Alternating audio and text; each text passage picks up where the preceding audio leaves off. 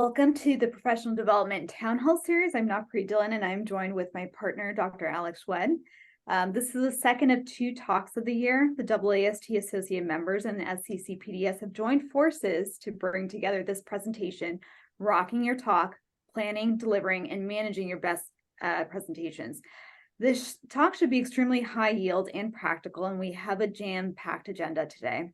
So our first talk is Before You Start Planning Your Talk, Crafting Your Message, and Refining Your Ideas by Dr. Deborah Stein, followed by As You're Speaking, Creating Awesome Slides and Delivering Your Best Product by Dr. Clay Burlew, and then finally, After the Fact, Fielding Questions, Dealing with Challenges, Promoting Your Work with Dr. Sharmila Dasanege.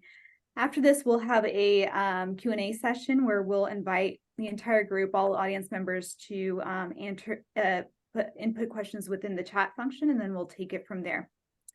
So without further ado, I'll let Dr. Schwed introduce our speakers. Awesome. Thanks. We are really blessed to have an all-star lineup of senior surgeons in trauma and critical care. Dr. Deborah Stein is the R. Adams Cowley Professor of Shock and Trauma at the R. Adams Cowley Shock Trauma Center at the University of Maryland. She is the immediate past president of the Eastern Association for the Surgery of Trauma. Dr. Clay Burlew, who's a professor of surgery at the University of Colorado. She is the secretary-treasurer of the American Association for the Surgery of Trauma, or the AAST. She's also the program director of the SCC Trauma Fellowship at the University of Colorado and was, in fact, my fellowship director. And then Dr. Sharmila Dasanege, who is the University Distinguished Professor and Peter C. Cannizzaro Chair at Texas Tech University Health Sciences Center. She is the president-elect of the American Burn Association. And so, as I said, really an all-star panel of senior trauma surgeons who are going to share with us their advice on rocking your talk. And to get it started, we'd like to have Dr. Stein begin. Great. All right. I hope I won't screw this up. I'll try to share my screen effectively. See how that goes. You guys see what you look? Oh, great. All right. Well, first of all, thank you for the invitation to be here. Honestly, to be able to share the first part of this with two of my favorite people in the world who I just adore. I'm just really honored and thrilled. So thank you for allowing me and for giving me the opportunity. I freely admit, like, I didn't really know what I wanted to talk about here. So I'm going to kind of vomit some ideas at y'all and you'll see what you think. But, kind of this concept of how do you plan your talk, craft your message, or finding your ideas. It's one of those things that over time we all refine and we all work on, and none of us ever gets it completely right. So hopefully I'll just give you a little bit of kind of like the world according to Deb Stein with respect to this. Disclosures, traditional disclosures, but I also have a huge disclosure that I absolutely hate PowerPoint, and I hate PowerPoint talks. And for those of you that have the opportunity to that have worked with me before, I would much rather do like a chalkboard talk or a TED talk any day of the week than do a PowerPoint talk.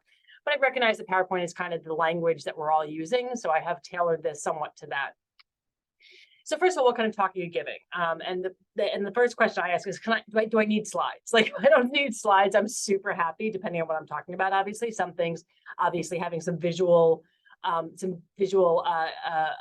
graphics to be able to show to people and illustrate things is very helpful. But if I can do a talk without slides, I'm really happy about that, because I think it's an opportunity to be much more interactive with your audience. So particularly if I'm doing a clinical topic, and again, for those of you who've spent some time with me at the trauma center, I much prefer to do this kind of back and forth, Socratic method of education, much more so than me just talking at you all like I'm doing for the next 5 minutes or so. But given that the vast majority of what you're going to be doing is in fact going to be a PowerPoint talk where you are talking at people, and that's okay. And Sharmila, we'll get to the point of how do you then respond and engage your audience subsequently. But I kind of think about this as, what kind of talk am I doing? Because that really helps to dictate how you operationalize the talk in your brain. Am I doing a research presentation? That one's actually probably the most straightforward. Am I talking on a clinical topic? I don't do basic science. I don't speak about basic science, but I want to mention kind of a way you can craft a basic science talk. And then there are these like experiential talks. If any of you had the opportunity to hear Clay, Dr. Burlew's amazing Orion's lecture last year at East, or Sharmila did the one the year before, I did the frame lecture, like these kind of like non-structured, tend to be a little touchy-feely talks that I think can be really hard to make slides with. I'll give you hopefully a couple of tips about that. And then there's the talk like this, like how do you do something, like the how-to talk. And I freely admit, I'll show you that I completely missed the mark on this one, so it's okay. With respect to your research presentation, Number one, follow the rules, right? These typically are pretty structured, right? Your time is structured, the questions are structured, like how you do it.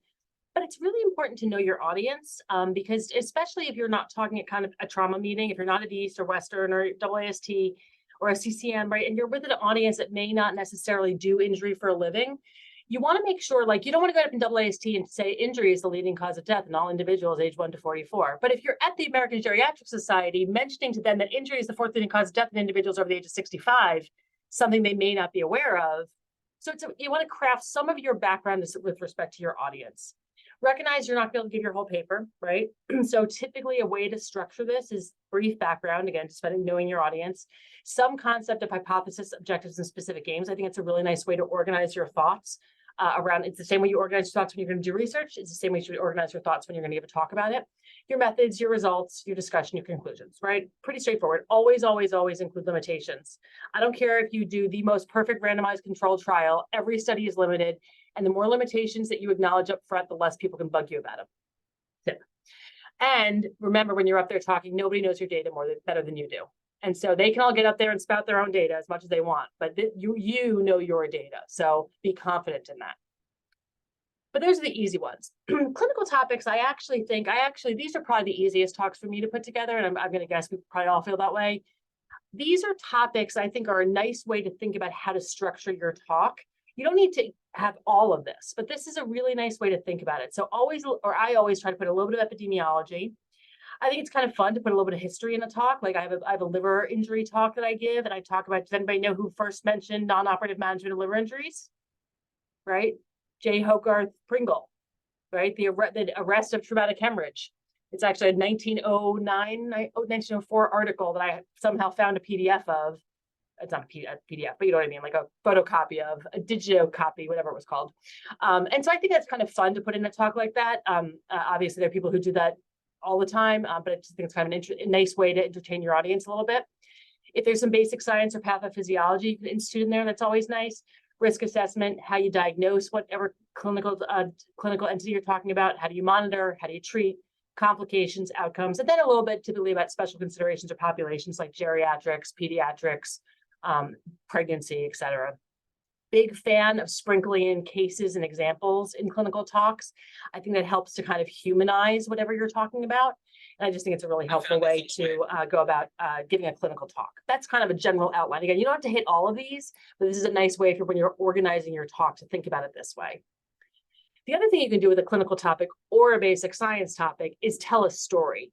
And if you really want to see a masterful way this is done, I'll listen to Rosemary Kozar give her kind of endotheliopathy spiel. Like it's like a brilliant, I started with the cell, and then I went on to the organ, and then I went to a mouse, and then I went to a rat, and then I found this antibody, so I went back to the mouse. And it's this really wonderful way of weaving a story together that can be used for both clinical research. James Hahn, who was one of my partners years ago, he did a lot of the really early work on splenic embolization with Dr. Scalea at the Shark Trauma Center, and he gives this really wonderful talk about, like, the little retrospective cohort study he did, and then the larger study, and then the larger study, and how you build this story. Clay's done a number of these just brilliantly built upon, like, how did we start like thinking about blunt supervascular injury, and how did we get to where we are now?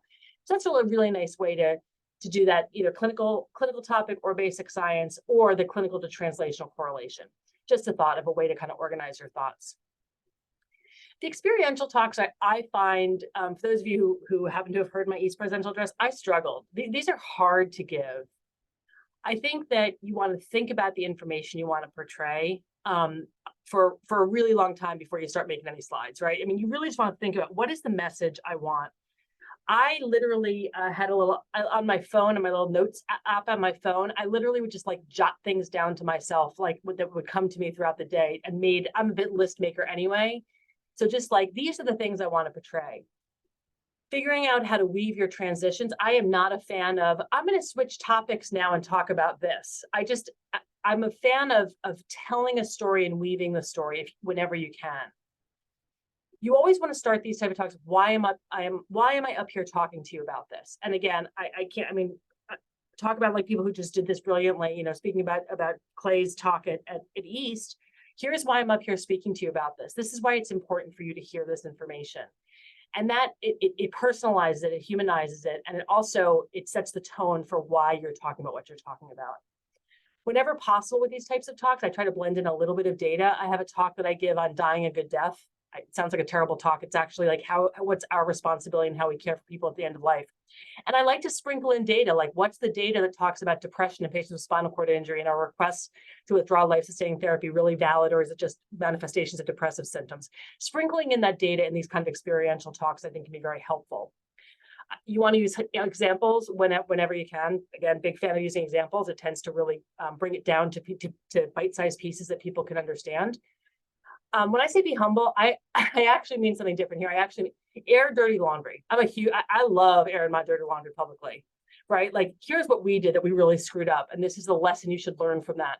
This is what I've done poorly, and so you learn, so you don't do this. And then finding a way to kind of humanize it, connect with your audience. The how-to talk, I don't know. See this talk, for example, I was like, I literally made little notes on my phone. I did the same kind of thing. Tried to organize it in a way that would make sense to you all. Riff like crazy, just kind of keep talking until somebody stops me, and then hope for a lot of Q&A, and be here with good friends and people who are going to have your back, and hopefully support what you say, irrespective of how you say it. But honestly, I think that the concept of preparing and doing these things ahead of time is really important. So I have a couple of just parting tips.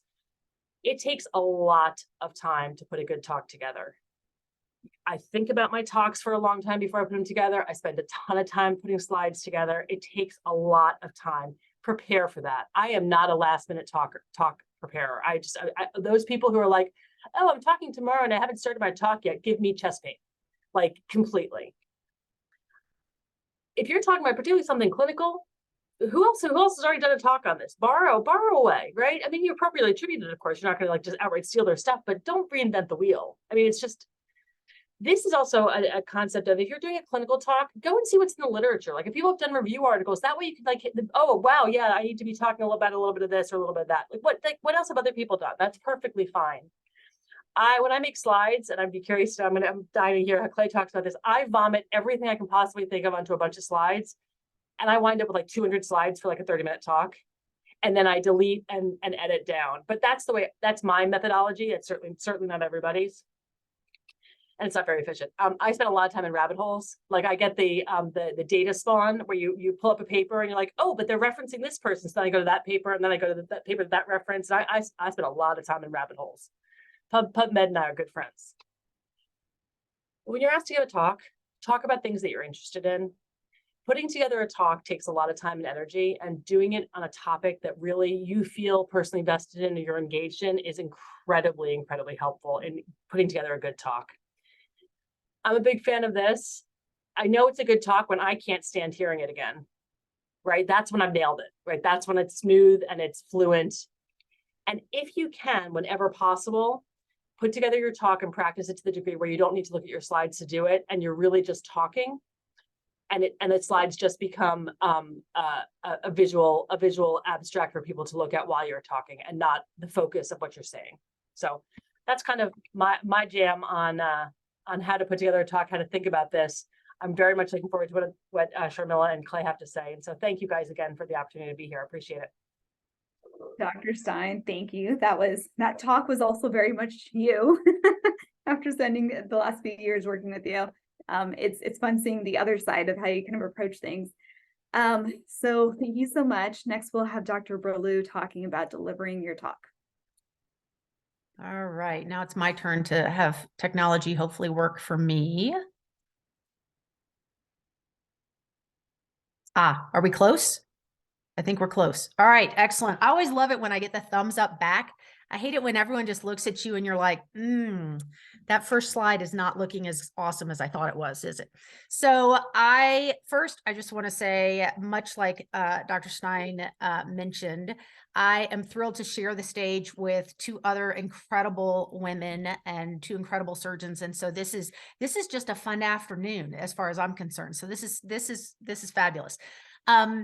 How to make awesome slides. That's basically, like, I think my actual title was longer, but this is sort of how I've distilled it down. So it's either how to make awesome slides, or it's random thoughts from someone who's made a lot of slides. And I mean, I'm talking, I made slides back when we had slide carousels where you had your little box of slides you carried with you and you turned them over and you put them in the slide carousel. When the whole thing fell on the floor, your whole talk was toast, right? So maybe I've made too many slides. So maybe this is just some randomness from someone who's made one too many talks. Or it could be existential musings during talks that I really wish I had not sat through. So you can take whatever you want as your title. And sometimes I think the first starting point, honestly, is an awesome title. You want to catch someone's attention from the get-go. It's the same thing that you do for abstracts, right? We all know that abstracts are read by someone who's reading 100 or 200 or 300 or 400 abstracts, and you got to grab them with the title and you got to grab them right away. So I like to start my talk with, again, Deb mentioned it, a little bit of riff, a little bit of sort of connection, and then you sort of go from there. Oh, Deb, you and I are such soul people. So these are just going to be my musings, right? So musing number 1, don't wait till the last minute. Now, that being said, I have to admit that, yes, this talk has been on my radar for who knows how long, right? Okay, here's my schedule from today, and you will notice that, see, that's the start time on the day, right? Yeah, we all have Outlook, right? This is my black bar for where my day was today when I actually started my slides for this talk. So my first advice is do not wait till the last minute. I agree with Deb. I maybe don't make 100 slides, but I do like to have time where you can really sit and allow it to sort of marinate. Let's see how things are going to pull together. Let's see what slides I can pull together, what talk I want to do. And so don't wait, much like I did today when 14,000 partners kept walking through my office and I was laughing about how I had to give this talk and I had no slides. So don't do that. Musing number 2. So these are just going to be some basic things because I think at some point, no one ever really taught me how to make slides. Like it's something that you sort of pick up, and it is a little bit of the existential musings of, I don't like this talk, or I don't like that color, or I don't like that font. So these are just some like, it's like slides 101. I wanted to speak to my hopeful goal here. So background options, you have lots of different choices, and this becomes really a little personal versus a little bit of sort of what your mentors pass along to you versus what just feels good, right? So here you can see I've taken my musing number 1 and I've just put it on a white background. Very straightforward, very tailored, very simple.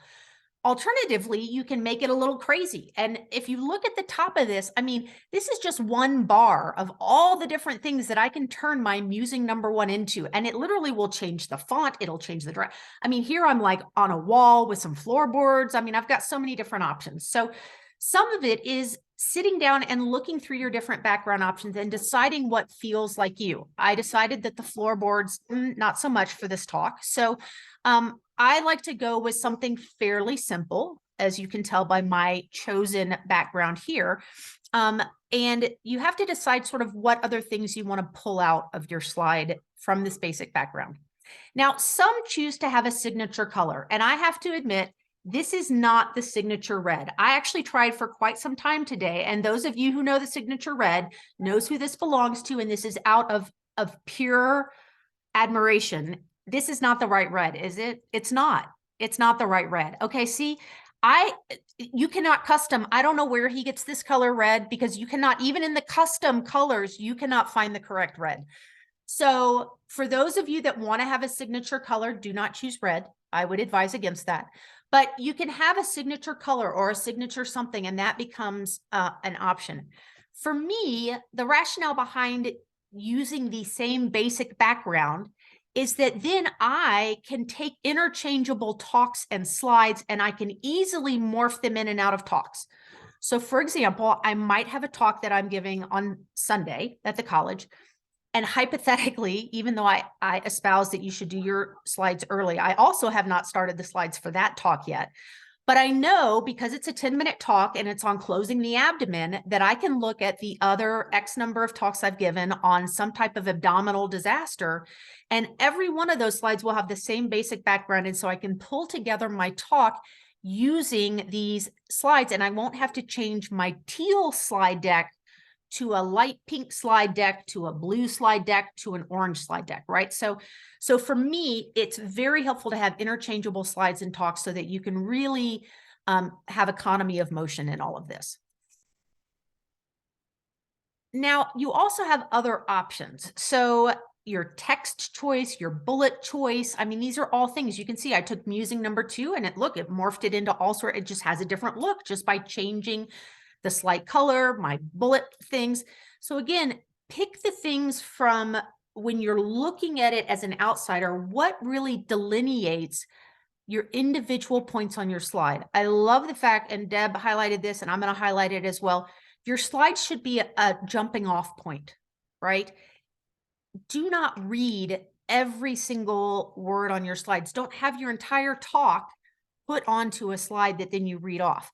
So when you pick these things, pick what is going to allow those individual bullet points to really jump out. And so you have lots of different options about your text and your bullets and everything. Background graphics. Now, Deb had a lovely, shock trauma thing at the top of hers. And I liked it because it was a white slide. It had a very simple design. Here, I'm using one of our logos. And here I've actually made it a little bit on the big side because this is sort of a pet peeve of mine. Don't let your logo overwhelm your slides.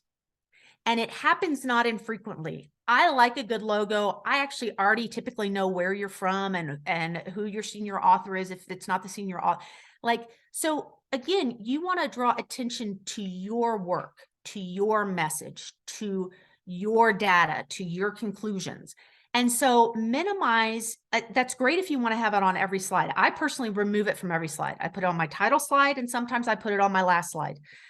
I don't put it on every slide because I want individuals to see my message and not just another really big emblem on the slide. All right. Musing number 3, pictures, graphs, algorithms, anything other than words. This is like, I always used to joke that the reason I was asked to, come and give a talk somewhere, I give a great talk because I put lots of pictures on my slides.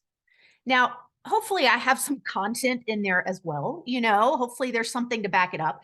But I do think that if you aren't making it entertaining or educational or something that has some oomph to it, I think you lose your audience. And especially if you've been asked to give a 45-minute grand rounds, that's a long time to keep an audience's attention. It's one thing for 10 or 20 minutes. It's another thing for 45. So why do we do this? I think it's pretty obvious.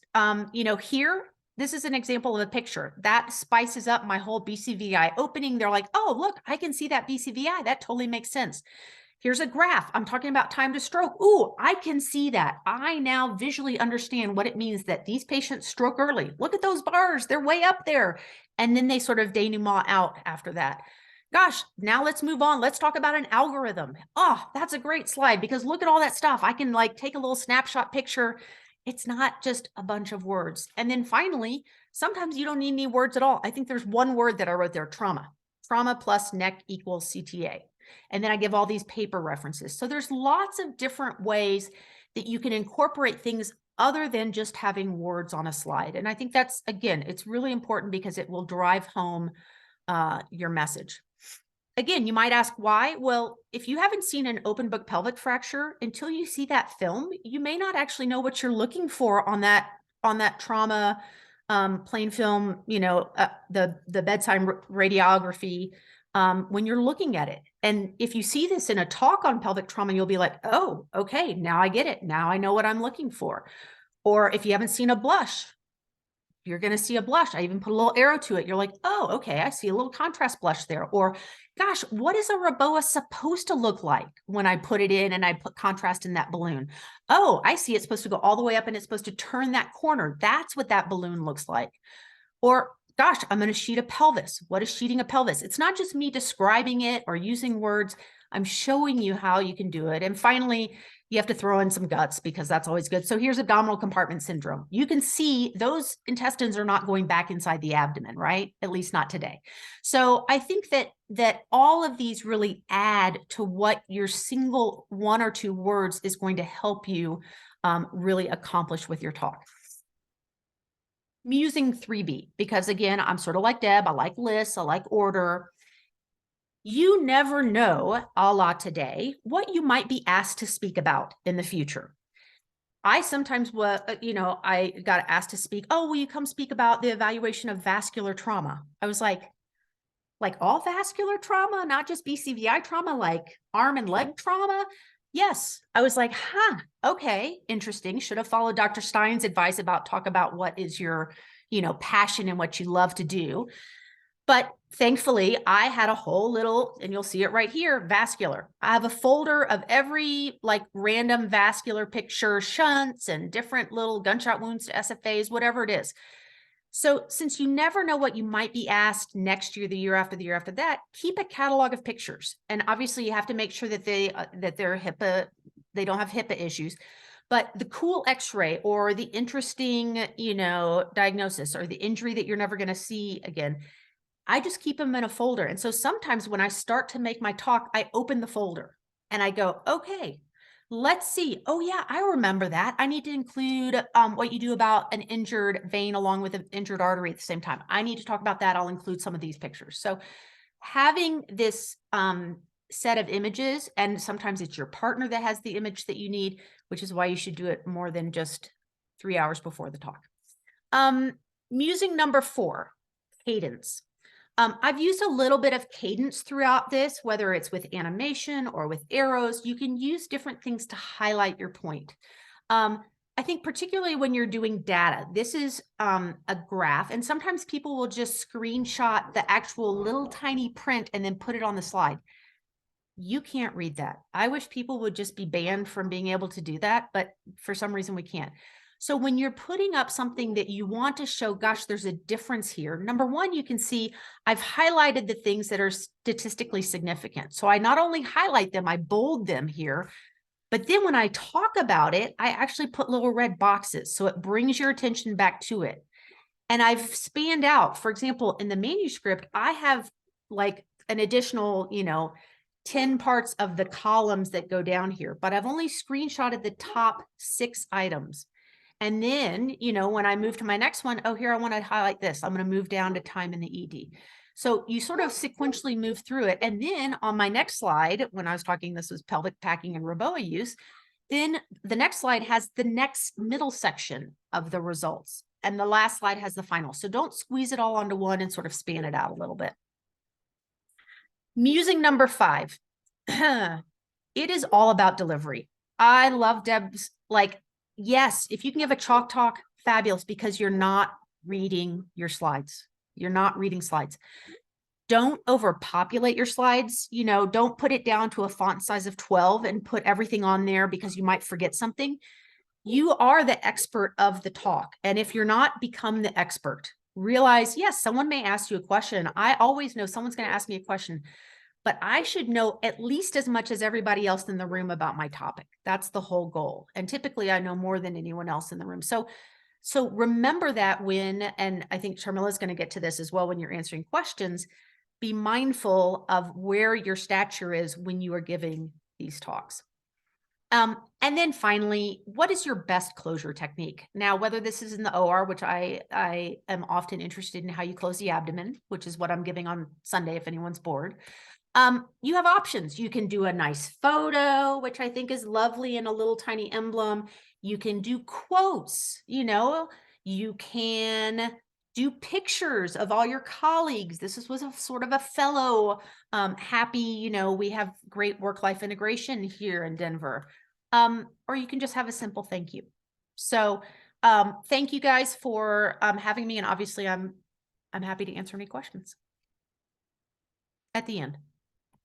That was awesome. Thank you. I learned something from you even post-fellowship. Finally, we're going to have Dr. Disanaki share with us how to field questions from the audience and how to deal with your talk after you give it. All right. So Firstly, so thrilled to be here, and I really want to thank the AAST East and the SEC PDS for having this. And now, as I'm listening to Clay and Deb and these amazing speakers give all the tips, so they're going, man, I wish I had known this when I started, because I bet you that no one taught you either, right? You just do this over and over, and you absorb it. And it's so funny because there were some things you were saying that I do, and I had never consciously thought of it, where I only put the Texas Tech logo, it's not even on this one, but in the front and the back, never on every slide. And I'm like, oh my God, that's a thing. I didn't even know it was a thing. Now, they talked, I will say, mostly at an expert speaker level. So here's the good news. Until you get to that level, no one's probably inviting you to do an experiential 1 hour plenary at the AAST for 1,000 people, right? So that's the good news, is that the bar for you as a starting speaker is probably a little lower. The tips are valid, please still remember them for that day, but we can probably start a little lower. So I'm going to try to take us a little bit from simple novice to expert, and wherever you feel you fall in that spectrum, how we get through the answering questions and the follow-up. However, I definitely made a totally rookie move, despite allegedly being one of your expert speakers, because I let Navpreet and Alex put me as the last speaker. So here's the tip. Don't ever follow really good speakers if you can possibly avoid it. Wiggle your way, negotiate, bribe if you have to go first. It's always better. So take that tip. I was not savvy enough to outwit those two, so we'll just have to deal. All right, let's see. Okay, so when you first start giving a talk, this is probably how you're going to feel. You know, I have seen this so many times. Some very nice person gives a talk, it's a scientific talk, and then they just stop. And you know that they're thinking, okay, somebody start clapping, please, and make this pain stop. And they're really hoping that nobody asks a question, right? That's okay. If that's where you're starting, and if every ounce of your psyche has gone into preparing your talk and being ready and getting through it without having a TIA in the middle, that's fine. It is a perfectly acceptable place to start. We all started there, even Clay and Deb, I promise. Also, another thing, just as a DEI perspective, I like to make sure I use all first names or all last names. So it's going to be all first names from me for everyone. Hopefully that's okay. So when you graduate from that, that's okay. But until you do, the trick for this, if this is where you're at, and that's okay, if you're brand new, here's my tip for you there. Make sure you don't go overtime, because annoying the moderators is never good, but don't go under time either, right? If you don't want questions, please don't go too far under time, because the odds are the moderator will feel obliged to fill the space in with a question. So get right on time, practice it, and give the talk enough that you feel like you are comfortably hitting it and you're not going to panic when you see it. Now, hopefully after 1 or 2 talks, you will graduate from that and you will be able to conceptually field some questions. And what I would say about fielding questions is that it's the same thing that Deb and Clay have been telling you about the talk. You need to plan, you need to prepare, and then you need to perform, and consider that every bit as much a part of the talk. So how do you do that? Well, here's the thing. I think everyone prepares and knows they're supposed to give the talk. It surprises me sometimes that a senior author will let a novice give the talk for the first time at the meeting and never actually have run through it. That happens. I don't understand. You need to force somebody who's senior on your team to listen to you present. But in addition, if you want to get an A+, I would say that what you need to do is not just have your research team, because I'm assuming that's where most starting talks are, not just have your research team listen to your talk and ask questions, because they know the subject matter too well. Like, they know it inside and out. They don't have questions because you've answered the questions, because that's how they developed the study. Give it to 2 people. So I'm asking you to practice it at least 3 times, probably 4. Give it to 2 people who are familiar with the subject matter. So ideally another physician, med student, resident, but were not part of the study team. So they can ask questions from the intended audience, right? Because that's who your intended audience is. If you are going to give a talk on BCVI, you're not probably giving it to the world's experts in that topic. You're giving it to regular trauma surgeons who are not experts. Just like Clay said, you need to be the expert in the room on the topic, but have non-experts ask the questions so you can prepare accordingly. So that's my first tip on how to handle that. If you can get a senior surgeon and a med student, I like that combination a lot, because they ask questions from very different perspectives and will represent your audience well. And then ask them to really fire as many as possible. And one thing for you to practice is to practice answering a lot of questions, because we've all been at some meetings, depending on the sort of style of the meeting, where the discussant might pepper you with a lot of questions. Now, once you get past the first stage, you're hopefully graduating to this stage. You're a little nervous still. You don't want hard questions, but you're willing to ask, are there any questions? And you're going to stay there while they ask them. And this is usually the stage where you will have an invited discussant. You're presenting an oral presentation, and there's going to be someone to discuss it. I didn't realize what a blessing this was until later in my residency and training and young attendingship, because discussants are really sweet, because these are usually senior people who want you to succeed. Now, very often meetings these days actually try to have an invited discussant be a junior person, and it may be their first time. So what I would say is this: if the discussant has not approached you before the meeting or emailed you or made any contact, it's up to you to be proactive and find them. It's not cheating, I promise. Find them and just go, hey, thank you for discussing our paper. I'm so excited. Is there something specific I should prepare for or focus on so I can answer your questions well? It is perfectly okay. In some ways, it's a performance, and you and they are part of this performance. Be proactive, find them. If nothing else, they're going to be flattered that you actually found them and recognized them. There's not a single one of us that doesn't like being recognized by name at a meeting. Also, note to self, these are meant for networking. You should be coming up and saying hi to everybody you recognize and whose name you have seen. But definitely go find your discussant. And that usually will make it better and be a lot less nerve-wracking for you. The A+ discussants will sometimes actually give it to you written. They don't have to do that, but some people will. And if you do, then again, thank them profusely. So let's talk about common questions that you might have to face. Now, the classic softball question, if you're getting this first question, it's because someone actually just feels bad and wants to ask you a question so you don't feel neglected. It's the, so tell us, how do we use this information clinically? That's the question. It means we don't want you to feel like your work doesn't matter. So we're going to ask you the obvious question. You must have a polished answer for this. There is no excuse for not answering this question. This is the gimme question that we are feeding you so you can shine. Please have a good answer for this question. No excuse not to. The next question is someone who just wants to kind of show, hey, gotcha, you didn't collect this data point. And it's not in a bad way, but it's because they think that data point is important, or they genuinely really want to contribute to your work and say, hey, have you thought about this? Because you know, blah, blah, blah. For example, recently I watched someone give a very good study on something COVID, but it didn't have bronchoscopy data on respiratory illness or something that I thought was actually quite relevant. And I was truly trying to bring it up to make the work better. So if it's something you just didn't think about, it's fine. Just go, you know what? Thank you so much. That is a good suggestion. We will incorporate it in studies in the future. You don't have to pledge to go back and redo your entire study and start over. That's not necessary, whether that's by a reviewer in writing or by the person discussing. But you should acknowledge, yes, that would have been a good data point. And that usually, will end that discussion there.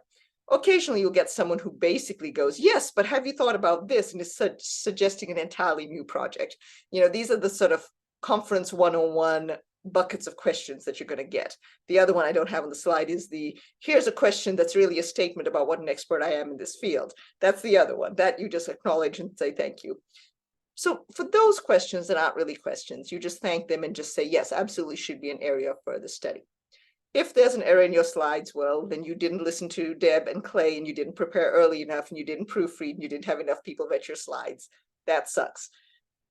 Just acknowledge it and then go, yes, I'm sorry, that was meant to be a p-value of 0.06, not 6, as it's stated on the slide, or whatever it is.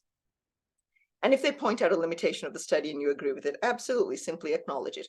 There are so many valuable points I've got from presenting a work that have made the manuscript so much better than I could have ever envisioned if I hadn't presented that work first. I do sometimes send things straight to manuscript, but I will tell you that I think it grows and is enhanced every time that it's presented first. So these questions really are of value, and you should pay attention and not just forget it the second you're off stage. Strategery.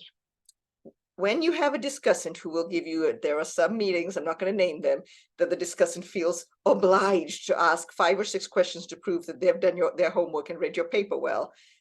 Never forget you're in control of the mic. Make sure you have pen and paper up there, or your phone if you're going to do it electronically. Jot the questions down. And if there's one you have no idea about, simply skip that one and answer the others. It's okay. No one's going to really call you on it. Just answer what you can. It's better than the, oh, wait, and what was your second question again? And what was the fourth question? Don't do that. Write it down, answer what you can. And hopefully by the time you've got to that point, there's a line of people at the microphone, you just pause and the moderator will move to the microphone. They're not going to make you dig up that last question that was nebulous. And finally, as long as you are still a trainee, you can punt a really difficult, complex question. Hopefully your mentor, senior author is in the audience. And if you're a med student presenting some very complex rat cell study, by all means, please feel free to go, I don't think I know that answer, but Dr. So-and-so is in the audience, would they please comment? Just so in case anyone's capturing this, I do know that strategery isn't a word. It's one of the only George Bush words that he invented that isn't a word, but really should be. So I use strategery because I think it should actually be a word. Now, eventually, you're going to be this person that it's like, if I bothered to show up, someone better ask me some questions. Come on. Like, were you guys asleep? I'm here. Ask some questions. You will get there, I promise. And when you get to that point, that's what the time I think you need to use the skills that Deb and Clay have shown you, because what they didn't talk about as much, but what they demonstrated 100% is how an expert speaker gives a talk. There was no reading of slides off, of course, but even though in this Zoom format they can't interact, it felt interactive. I felt like they were interacting with me. There was questions, there was points, there was this, hands were moving. I guess we all talk with our hands. That's what a relaxed expert speaker does. That should be your goal. If it's your first talk, probably best not to aim for that. But eventually, this is where you want to go. As you're walking the road towards becoming an expert speaker, some aids are things like having audience polls or just having people raise hands. I do this in almost every talk I do. It just breaks it up and it makes the audience relax, and it actually encourages it to be a dialogue versus a monologue. And what that does is when it's time for questions, the audience is already more relaxed and the barrier is lower. And so that's something I've noticed. It helps me relax. And what I do is I actually plant some open-ended questions in the talk. And again, as you do more and more of these, you get better at this. And you say something like, you know what, this is a topic that I really am not sure about. There's a lot of conflicting data. I would love to hear some viewpoints from the audience when we break for questions. You literally plant a question that you want to talk about during your talk. Another strategy I will use, people tend to remember the things toward the end better than the beginning. So I will put anything that's a little more controversial, more likely to generate questions towards the end. Doesn't always work. Like Deb said, you have to have the flow, you have to have like transitions. Those are more important than this. But if you end on a note that's a little controversial, you will probably get enough time for questions. And then again, hopefully, like all three of us have done, I hope, we leave enough time for questions, right? If you want questions and you have a grand rounds and you go to 55 minutes, that's not going to work because everyone in that room has to break and go operate afterwards or do something else. You are just hosing yourself. So if you are at the stage of your career where you actually want the dialogue, which I really enjoy, then finish your 1 hour talk in 40 or 45 minutes. Your 10-minute talk in 8 minutes, if that's kind of the time of questions. Pay attention to what the presenters have said and leave that time appropriately. I will say don't short them though. I have once had a keynote speaker who had an hour and who finished in about 25 minutes. That creates problems for your organizers. They don't like it. It's not courteous. So don't short them that much. 45 minutes for a 1 hour is the expected amount. 50 minutes is fine, but don't short it so far that if there's CME, for example, I mean, one of the very practical reasons this is a problem is then you can't really claim an hour of CME if the speaker only spoke for 20 minutes and then you stopped after questions at 35. And so please do not short if you're invited for a 1 hour talk. Either tell them you can't do a 1 hour talk or commit to doing it. Finally, if you have a multi-part question, we kind of tackled this. You don't have to go in chronological order. You can choose. And the other thing I would say that is a high-level strategery, the last point there. If a questioner is a recognized expert in the field, like Dr. Feliciano Maddox has walked up to the mic and the moderator said, hello, Dr. Maddox, so you now know who they are if you didn't before. Kind of, if they have published on your work, there's nothing wrong with a metaphorical tip of the hat. It really is courteous. It acknowledges the experience and the seniority of that question. It's not a suck-up thing. If you're really slick, and if you notice these individuals in the talk at the beginning of your talk and you point out to them, you move into the A+, when am I going to hire this person category. So I strongly recommend it. If you recognize a very illustrious personage in the beginning, find a way to say, oh, and as Dr., and I'm just going to use Dr. Maddox, showed in his paper on this, we did this. I promise you they will notice. Finally, enjoy the ride, everyone. This is actually fun. As humans, we are wired to interact. I realize now after looking at Clay and Deb, since you guys made me go last, I have way too many words on my slide. I apologize. But if you find that no one's interacting with you, that very last point, you do need to know why. Was it just that the previous 5 speakers went late? That's another reason why you never go last, by the way. And the moderator was not a good moderator, so they shortchanged you. That happens. It's not nice. Or did you just not pick the right forum? Did you send it to any place that'll accept it and didn't pick the right audience? Why did no one have questions? It is worth asking that of yourself and thinking that through, because it does send some signal that maybe this wasn't the best match. And that is all I have. Thank you all very much. And I am looking forward to all the questions that we will hopefully have. Thank you. That was a great talk. Sorry for making you go last. I'm kidding. Someone had to go last. That part wasn't serious. I had to whine about something. I really like your point about running your talk by people that kind of know the subject, but not so much. I thought that was very, very, a great tip. So with that being said, we'll do our Q&A. You can use the Q&A function in Zoom. If you feel bad, feel free to give the softball questions. And then if not, Dr. Shwed and I have a few questions that we would love to ask our speakers.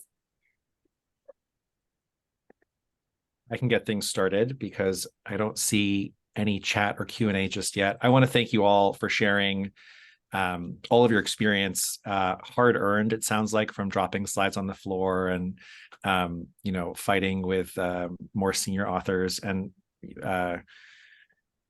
hard earned lessons. I think that my question sort of was answered by you, Dr. Berlew, but, I think one of the things, I'm still very junior in my career, and I've given a couple of talks, and I'm sort of struggling with maybe more than just having a picture collection. I guess I'm wondering about this idea of like interchangeability.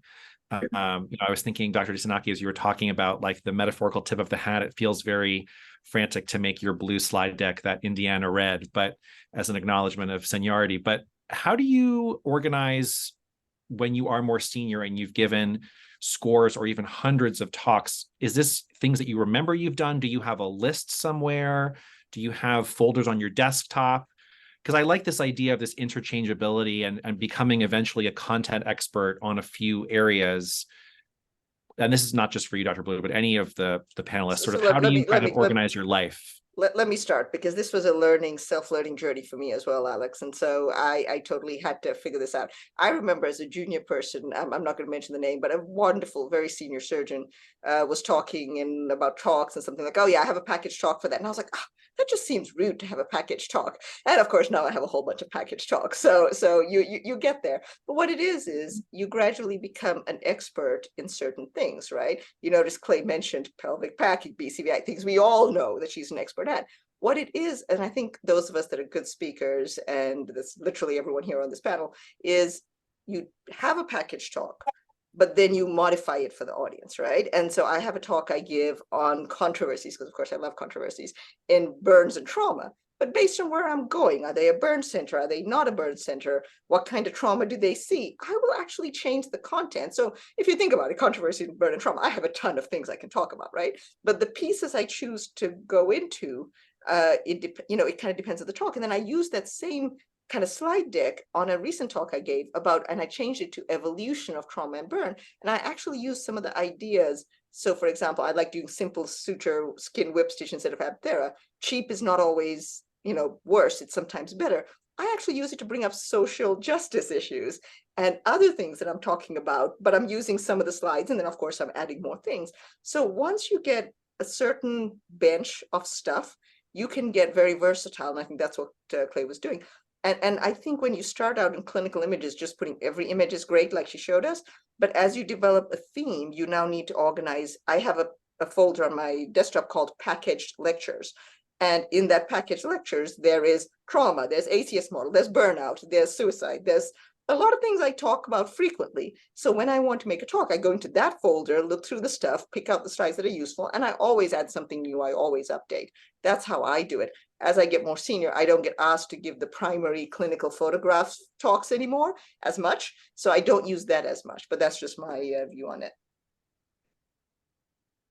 We have a couple of questions rolling through from the Q&A. I'm not nearly as organized as Clay is. I wish I'm going to go steal those folders from her. I'm like, oh, that's a great picture. I should keep that. And it's like somewhere in my pictures file on my phone. And like, I think technology now allows you a lot more opportunities to actually do things like what, because I remember when I first started out and I would try to do that, and you actually had to like export the file and, but that is genius, is to really be organized about that as you kind of go about your day. Because if you think about it, any given day, how many things you see that you're like, oh, this would be a great, this is really illustrative of X, Y, or Z.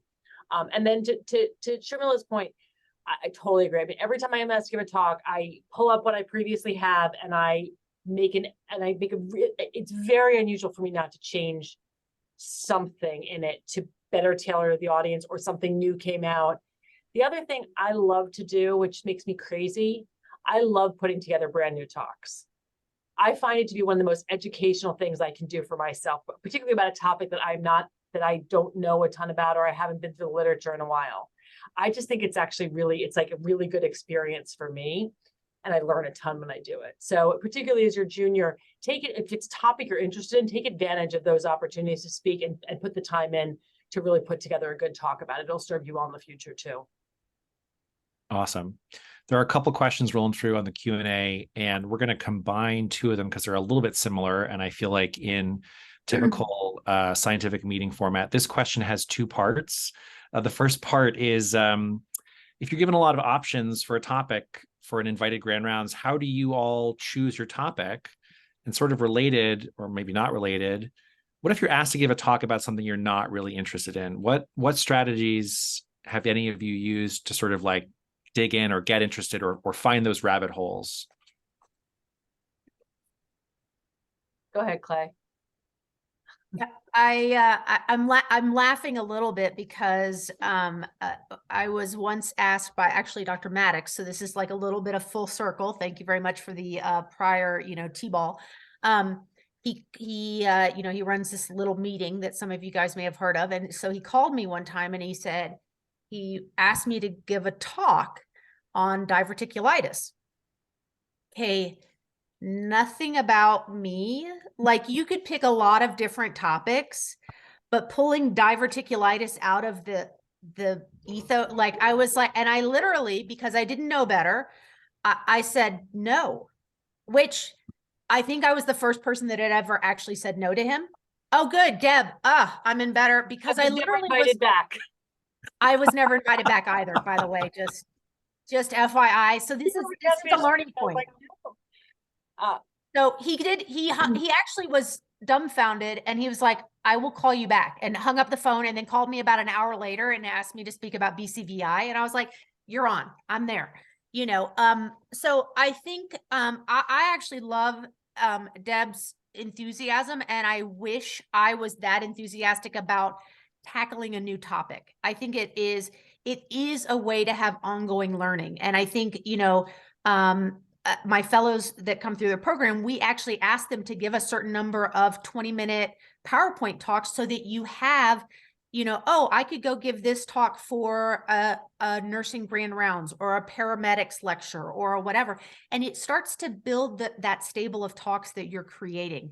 Alternatively, you can, if I had bandwidth, I should have jumped in and said, yeah, I'll do diverticulitis. I may not be the smartest person in the room, but like, I can do that, and I can find some rabbit holes, and that sounds awesome, Dr. Maddox, but I didn't do it. So I think it's it is something that you can tackle, and I think it's terrific if you do. And I also understand at some point we all have a finite amount of time, and sometimes people don't know what your expertise might be, and that also you can help redirect them. And I'm going to jump in on that a little bit, because I think it also depends on what stage of your career you're in, right? When you're a undifferentiated stem cell, which is basically everyone in training at this point, mostly, right? You should be saying yes to everything and becoming a content expert because, okay, they asked me to speak about diverticulitis. Yep, that's what we're going to do. When you get to a certain level where you don't have any more promotions to get and your CV is just fine, if you never added another line to it, nothing would actually change meaningfully, then I think you can start saying no if it's not your area. But at the beginning, I think you make it your area. And I think to the question about like what happens when you get asked to speak, and I typically, I have like a little menu depending on who the audience is of typical talks that I like, hey, here are the things that I like to speak on. These are the things that I think people like to hear about. And I have like a little menu, and actually my assistant knows, depending on the audience, if it's an emergency, I do a fair bit of emergency. We train a lot of emergency medicine providers, so I do a lot of EM talks for some reason. So I don't like management of liver trauma is not it's not one of the talks I offer to give to the EM folks, right? But early management of patients with traumatic brain injury, cha-ching, right? Like, crash dynamics, right? So, and I think we all probably have that as this little menu of talks that are appropriate for a variety of different audiences. And you just want to have your list. And then every now and then you're like, I'm going to do something different, right? Like I'm going to spend some time. I mean, I'd say the frame lecture is probably the most impactful talk I've ever given. Suicide was not on my bingo On your card. menu? Physician suicide was not a thing for me before that lecture, before I had a great colleague who did die by suicide, right? That's why that happened. I literally had the frame lecture about shift work until so the frame lecture was January 20th or something like that. My friend killed himself on December 13th. So literally that talk was done and changed from pure shift work to physician suicide in the time frame between those two events. And I think it was because it was authentic and meaningful is why it had such a huge impact on people. And so sometimes you are just going to step out, but you're doing so knowingly and wanting to do that. And I think the more comfortable you get with speaking, the more you can get up there and bare your soul and be human. I think that this may be very intuitive to all of you or people who are a little bit more junior but this was not how we grew up, right? People didn't get up there and talk about their friend who committed suicide at national meetings or talk about how they changed careers, had to change careers mid-career because unexpectedly. People didn't, or they broke their ankle. People didn't talk about that stuff. And so some of these really personal topics, I'm a big crier. Like I have a very profound crying reflex. So like I don't think I could do what Sharmila or Clay did, but getting up there and bearing your soul and being a human being, allow people to, part of what I said when I said to connect with your audience. I don't know if anybody caught it, my East Presidential Address, the way I started my talk, which I actually came to me as I was walking up on stages, for those of you who also have a soul crushing imposter complex, you'll recognize how difficult this is to do, right? And then we're human beings and everybody in the room has to acknowledge that.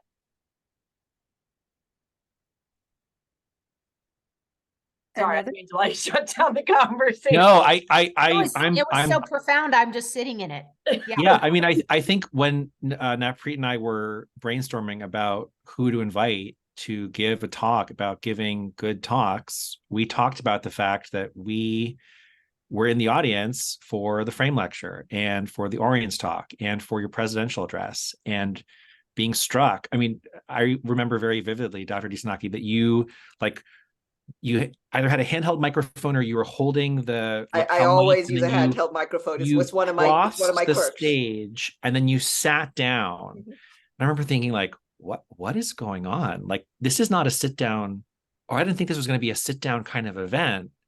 We are in Florida wearing Hawaiian shirts, but and it was really profound. And what you said, Dr. Stein, just now was also very profound, that the reality is that this vulnerability that is much more acceptable, and whether it is being vulnerable about, I'm a medical student who's presenting about interleukin signaling in rat tail cells, or I'm going to talk about what it means to leave a place that I've been for 25 years, is something I hope that everybody who's on this talk can aspire to one day. I have a really mundane question about slide backgrounds, but it feels pretty anticlimactic to ask it. Well, I'll tell you, ask away. I have an opposite opinion to Clay, although I love the idea of I get bored really. For those of you who don't know me, I have a really short attention span. So I change my background for every talk I give because it somehow engages my brain. It also forces me to go through the slides. And so that I don't just to give a canned talk, because I have to go through and make sure they're all formatted correctly. Because when you change the backgrounds and stuff, it always changes your formatting. So that's a little trick that it forces you, because there's one thing that drives me more crazy than spelling errors, it's formatting errors. So Right? I use white, and I know that's a bit controversial. People are like, oh, you should never use a plain white side. I can't be bothered. I'm just lazy is the thing. And the key was when all my talks have the plain white, then they are interchangeable by definition. Plain white, same old. It's the default. It is literally the default PowerPoint font. I need to change it up to, first of all, it's the first 10 minutes I sit down to put together a new talk, is I'm like, which of these colors do I like? What's striking my fancy today? My extremely mundane question is thoughts, a two-part. Thoughts about like a supplied background for a meeting, say the WST or an East background, yay or nay. And then this is sort of more of a larger question, but sometimes I feel like ideas around intellectual property or exclusive content or preprint sharing, sort of pre-publication data, those sort of are always kind of lurking. And I think I don't have enough of a time frame, but I will say that even in the few years that I've been going to meetings, I've felt like there's a change from please don't take pictures of my slides to please post all of my slides on the internet to prove to my dopamine receptors that I am popular and people like me. So my first question is supplied slides or default background, yay or nay, and then IP exclusive content, sort of owning your own work, but sharing. How do you navigate that? So I used, go go ahead. ahead, Clay. No, go ahead. I was just gonna, I go back to sort of, I think what I mentioned in my talk, which is, I always want the individual to come through in the talk. So if the supplied slide, some of them get busy, some of them have whatever, like, so that's, I mean, maybe my slides are a little boring from the standpoint of it's very direct, but it has, again, I go for cool pictures. That's, my thing. All of us have a thing that maybe we're known for. So I think whatever is going to get your message across effectively, that's what I would go with. And sometimes for me, the prepared, the X slide, it has so much other stuff going around that then it just has this much that you can put stuff in. And if I'm looking at a chest X-ray or a CT scan or a image, I like those to be pretty big so that everyone in the room can be like, oh, totally got it. Yeah, maybe Yeah. doing the thing where you do it as the first and last slide, to Clay's point about, because you don't want to ignore the request to use those slides, but I totally agree. They tend to be very busy and have a lot on them, and then it's detracting from the message, which is what you're trying to say. Totally Yeah, agree. you have a consensus. I'm exactly the same way. I think first and last is courteous.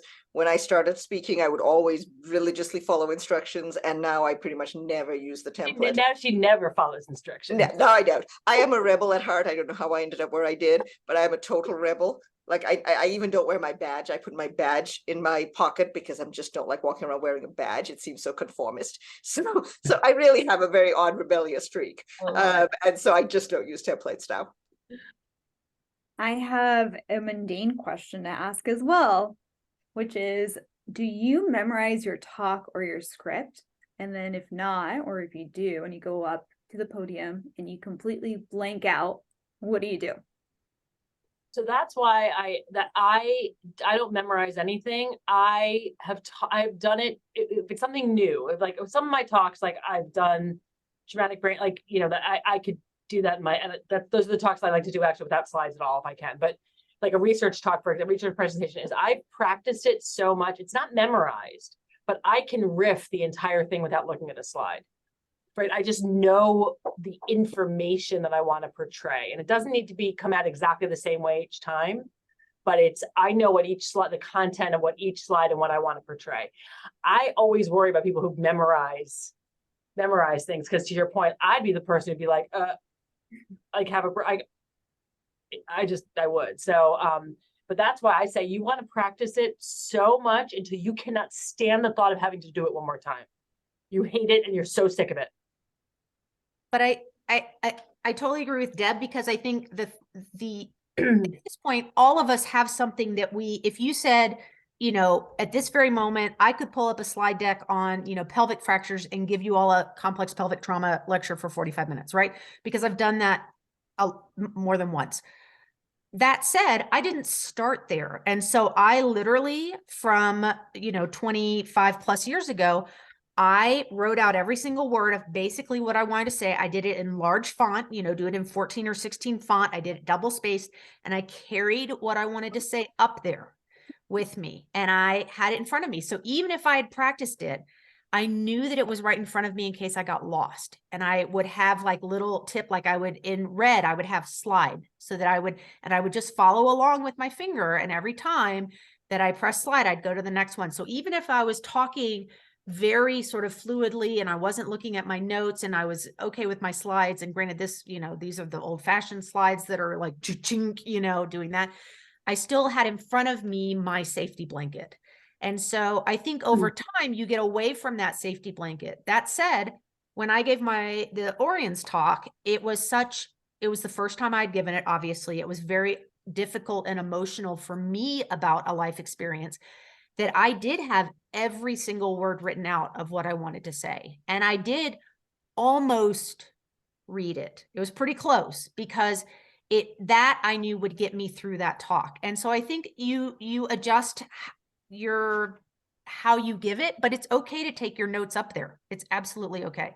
And I don't know why the notes feature on the presenter view, when we do meetings, that we don't allow people to have that notes feature, because that's perfect. I mean, that's basically what Clay has on paper, but on the screen. So it's actually lined up with the slide. Yeah. I don't know why we haven't allowed people to do that, because that would be ideal, right? Like, these are the bullet points these are the things I want to hit on this slide, right? I mean, that would be helpful. But yeah, I think to Clay's point, bring notes. I did the same thing for my East Presidential Address. I had it written. I don't think I really looked at it, but I had it there if I needed it. Yep. Another question that I had is, what do you do? So say, you're doing giving a talk about, I don't know, aspirin for DVT prophylaxis, preperitoneal packing, or BOA, and there's someone in the audience who fundamentally hates the concept. It doesn't matter what you're saying, what the point is, but they have a vendetta against you, and they go up to the podium, they ask all these questions, which, I mean, they might have a point, they might not, but it certainly is not really the time and place to answer those questions. What do you do then? Well, I talked about answering questions, so I'm going to defer to my colleagues on that one. Trust me, I am well aware that people and their thoughts on pelvic packing, like I have had an unpopular topic for 2 decades, right? So I think, again, as long as you handle it with respect, you can decide what discourse you would like to have. If there is a question in amongst all the statement, then answer the question. If it is simply an acknowledgement of, gosh, I really appreciate your viewpoint on that, and maybe we could talk about this, after the session. Like, I think there's a reasonable way to respond politely. I think there's also a difference that when you're presenting research and you're presenting data, that your data and you've presented your data. You're not going to pretend your data is something that it's not. So if they're bringing up something, well, you didn't randomize it. This was not a randomized study. This was observational, clearly confounded by X, Y, right? So acknowledge the scientific argument as being valid, which oftentimes it is. But if you're up there and they're just arguing with you for the sake of, because they don't like what you're saying, you have the data to support what you're saying, or you wouldn't be up there talking. So use your data, because and to Sharmila's point about the different types of people when people get up and talk, I always love the person who gets up and says, well, we had data that showed, it's like, if your data was that good, you'd be up here. Right. Not down there. Right. Yeah. So again, a polite discourse is fine. Acknowledging polite discourse is perfectly fine. But when they're just coming at you for the sake of coming at you, here's the data. I will say I don't think it happens that often, and I think it's Anymore. also It used to happen a lot more. We're all It familiar. used to happen a lot more, and the audience knows. Oh yeah, and they don't like it. Sorry, Shamila, I didn't mean to cut you off. That's very uncomfortable. just that I don't think it happens as often. I think it happens rarely to junior presenters. I think if a senior person gets up, it's fair game. Yeah. And it's actually quite fun to have 2 senior persons arguing a point, because it's usually very entertaining to listen. Yeah. But I don't think a junior presenter these days gets that as much. And they really shouldn't. And that, to your point, if somebody does that to them, people in the audience really do not appreciate that, and it is made known that they don't appreciate it. There's a great comment in our question and answer thread that I think deserves mention, which is specifically aimed towards our potentially more junior folks who are presenting. Although, interestingly, each of you sort of revealed a big national meeting, giving a talk with maybe some emotional weight behind it, feeling nervous, and bringing your security blanket of your written speech. Dr. Kalps mentioned this idea that being sensitive to the fact that you're going to have a little bit of vascular tone, a little bit of adrenal squeeze when you're talking, you shouldn't maybe count on that. That's perhaps why Dr. Disanaki, your CME talker, went through it in 20 minutes as opposed to 45. But thinking about sort of watching your time and maybe taking that into account when you're doing your practicing. We are at the 70-minute mark, and so I want to make sure that anyone who's on the talk who hasn't yet jumped into the Q&A to ask a question of our speakers gets a chance to do that. I do want to circle back to one thing, though, even though Dr. Disanaki's point was that if you don't answer the question, you don't want to, you can just ignore it. I do want to get back to this idea about intellectual property and whether or not you all are willing to share your talks or have them published, or if that creates issues. How do you navigate that? We've, just as an example, we've had post-COVID sort of a repository of our residency clinical talks, and some of the faculty have sort of expressed reticence to sort of share them widely, either because of pictures or because of ideas or intellectual property or content. So I'm curious any of y'all's thoughts about that. How much did they pay you for the talk in the first place? Nothing, probably, right? Nothing. So you're sharing nothing, so it's okay. Yeah. I'm a big fan. I share my talks very, very freely. I don't, for me, it's, I thought you were actually asking a little bit of a different question, which I'd be curious to know, actually, Clay and Sharmila's, and anybody else, and Laura's opinion on this, but yeah, I share my talks freely. Feel free to take what you want. I will say, as a general rule, people are pretty gracious about kind of acknowledging, oh yeah, Dr. Stein was nice enough to give me a couple of these slides. It's kind of common courtesy. I think you were going to ask about presenting data. Like, for example, I'd be curious to know, I'm giving a talk at the college on Sunday about VTE prophylaxis, and our paper hasn't been accepted from AAST yet, and I don't know if I'm allowed to represent that data. Does anybody know? I think you can present it as but acknowledge that it's currently under review. I think that's okay. So I thought It hasn't been published. Is that with? But Clay's giving you another look. I don't know, right? I would text Raul. Okay. Don't ask the rebel. Don't ask I the think rule there breaker might person. be a little, I think you should ask. I think back to Alex's original question. I might be a little bit different. I think as far as sharing, I often will share PDFs, because you really, if you want the content of the talk, 100% get that, or a video. Now we do video recordings of the talks, which I think is terrific. I got burned early on by people actually taking my entire talk and then using it elsewhere. And yes, and so I get less interested in sharing because then it's you've done all the work and others are taking the byproduct of that. So I can 100%, I see both sides, and I get it. I think to answer your question about whether or not images of your talk end up widely spread on social media, I think all of us have seen where one or two shots end up and there's a nice little summary of like, hey, this was a great topic, you should look into it.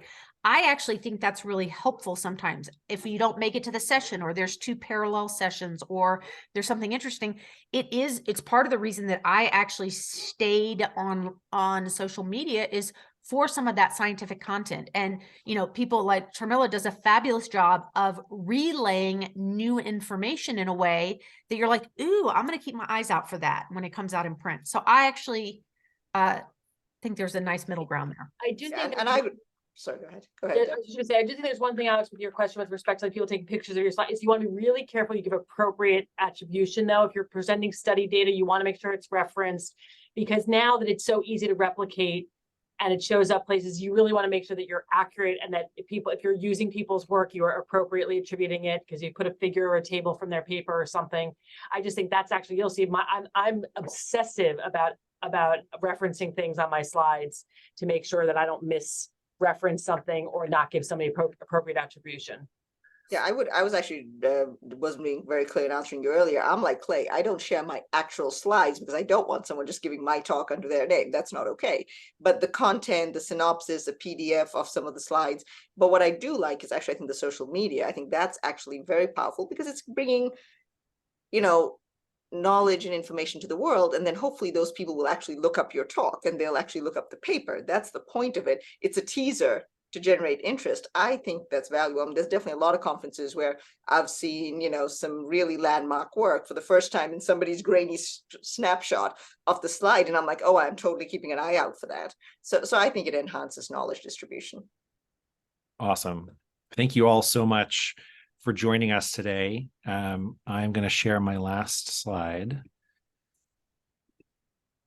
which is that we want to thank, first of all, Dr. Disanaki, Dr. Burlew, and Dr. Stein. Thank you all so much for joining us today and sharing your wisdom and your insight and your tips and your musings. I feel like I always learn something on these sessions, and so I appreciate it. We also want to thank everyone for attending today's professional development webinar. Please join us at the upcoming AAST East SCC PDS virtual job fair, which is on Thursday, November 9th and Friday, November 10th. If you're interested in registering, information for how to register can be found on the AAST website. We want to thank everyone again and have a great night, everybody.